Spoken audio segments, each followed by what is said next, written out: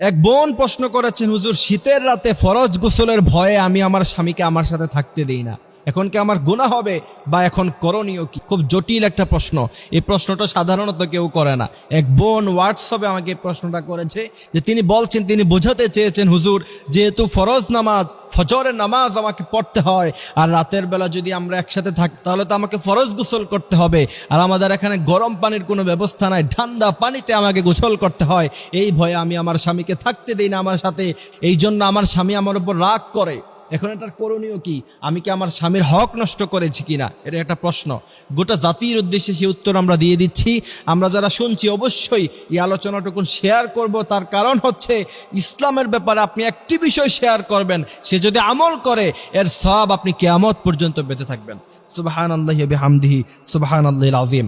এইখানে এই প্রশ্নের উত্তর দেওয়ার আগে স্বামীর মর্যাদা সম্পর্কে আমাকে কিছু বলতে হবে। বিশ্বনবী সাল্লাল্লাহু আলাইহি সাল্লাম বলছেন, তোমাদের মধ্যে তোমাদের স্বামীদের মর্যাদা এত আকাশচুম্বী, যদি পৃথিবীতে আল্লাহ ব্যতীত অন্য কাউকে সিজদা দেওয়ার অথরিটি অনুমতি থাকতো, তাহলে আমি গোটা পৃথিবীর সমস্ত মেয়ে লোকদেরকে বলতাম তোমরা তোমাদের স্বামীর পায়ে সিজদায় লুটিয়ে পড়ো। এ হচ্ছে স্বামীর মর্যাদা। বিশ্বনবী সাল্লাল্লাহু আলাইহি সাল্লাম বলছেন, তোমার স্বামী যদি তোমার উপরে খুশি থাকে, তুমি যখন মৃত্যুবরণ করবা সে যদি তোমার উপরে খুশি থাকে, এতটুকুই তোমার জান্নাতে যাওয়ার জন্য যথেষ্ট। আর সে যদি তোমার উপরে নারাজ থাকে, এতটুকুই তোমার জন্য জাহান্নামে যাওয়ার জন্য যথেষ্ট। এ হচ্ছে স্বামীর মর্যাদা। এবার আসেন যে শীতের রাতে শুধুমাত্র ফরজ গোসলের ভয়ে আপনি যদি আপনার স্বামীকে আপনার সাথে থাকতে না দেন, আপনার গুনাহ হবে কিনা বা করণীয় কি? এই প্রশ্নের জবাব যদি আমি দিতে চাই, তাহলে বিশ্বনবী সাল্লাল্লাহু আলাইহি সাল্লাম থেকে হাদিস এসেছে।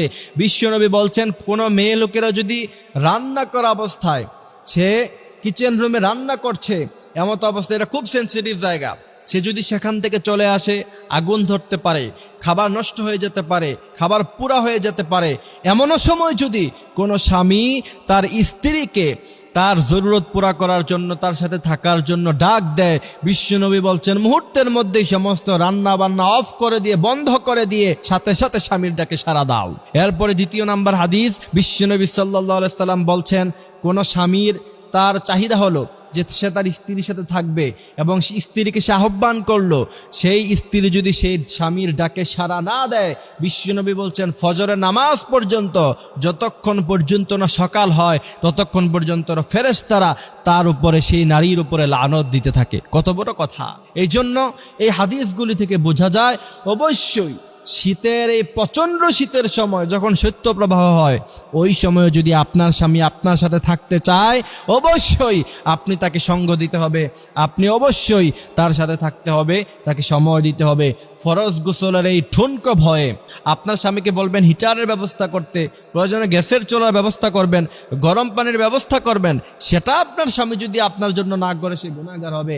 আপনি তাকে সেই ব্যবস্থা করে দিতে বলবেন, সেও বাধ্য আপনাকে এগুলি ব্যবস্থা করে দেওয়ার জন্য। যদি না করে, আল্লাহর কাছে জবাব দিতে হবে। সুতরাং সাধারণ অজুহাত দিয়ে আপনার স্বামীকে অবশ্যই আপনি এখান থেকে বিরত রাখতে পারেন না, আপনার স্বামীকে আপনি সঙ্গ দিতে হবে। এর চাইতে বড় কোনো কাজ হলো, বিশ্বনবী সাল্লাল্লাহু আলাইহি সাল্লাম বলছেন, ওই সমস্ত নারীরা হচ্ছে খারাপ নারী যারা স্বামীর চাহিদা পূরণ করতে দেয় না।